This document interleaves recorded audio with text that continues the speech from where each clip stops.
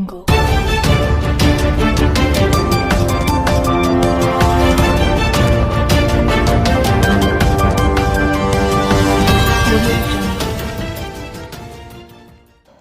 कृषि बागवानी क्षेत्र वर्तमान डबल इंजन की भाजपा सरकार के उदासीनता के चलते हाशिए पर है, जिसका खामियाजा प्रदेश के किसानों बागवानों को भुगतना पड़ रहा है। यह बात कांग्रेस नेता व जुब्बल नावर कोटखाई के विधायक रोहित ठाकुर ने राजीव भवन में कही। रोहित ठाकुर ने कहा कि प्रधानमंत्री नरेंद्र मोदी ने 2022 तक किसानों बागवानों की आय 2 गुना करने की बात कही थी। इसके विपरीत बागवानों में लागत मूल्य 2 गुनी और आय आधे से कम रह गई है और आज भी बागवानों को 1 दशक पुराने दाम मिल रहे हैं। रोहित ठाकुर ने कहा कि गत 2 वर्षों से लगातार पैकिंग सामग्री में 40 से 50% वृद्धि हुई है।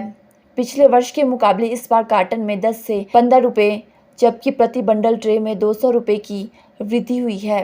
निजी कंपनियां पैकिंग सामग्री के दाम बढ़ाने का कारण केंद्र सरकार द्वारा जीएसटी दर में 12% से 18% वृद्धि को बताकर पल्ला झाड़ रही है। प्रदेश में और यहाँ की आर्थिकी में सेब का एक बहुत महत्वपूर्ण योगदान है और यही कारण है एक तरह से मैं समझता हूँ 5,000 करोड़ से ऊपर की इकॉनमी हमारी सेब की बन चुकी है और इसमें सक्सेसिव जो कांग्रेस गवर्नमेंट्स रही उनका बहुत बड़ा योगदान रहा। और अगर आप वर्तमान सरकार की बात करेंगे, एक तरह से हमारे क्षेत्र को और विशेष रूप से इस उद्योग को वर्तमान सरकार ने लावारिस छोड़ा है।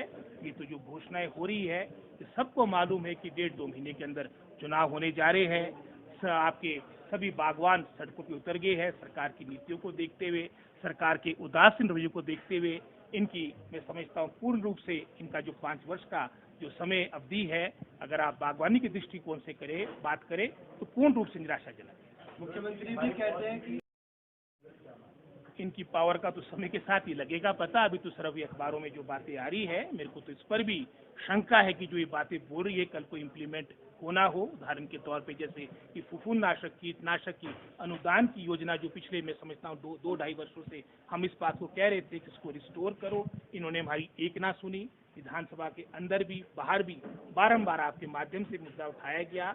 मात्र कोई 6-8 करोड़ के आसपास का मैटर था, लेकिन सरकार ने मैं समझता हूँ एक तरह से सोच बना दी कि हमने सही राय तो सुननी नहीं। अब जब मात्र मैं समझता हूँ 1-1.5 महीना रह गया चुनाव को और स्प्रे शेड्यूल भी आपका खत्म हो चुका है, अब ये नोटिफिकेशन निकाल रहे हैं। आज मैं समझता हूँ कि जो ये कह रहे हैं कि कल को इम्प्लीमेंट होगा, इस पर भी मेरे को बहुत बड़ी शंका है।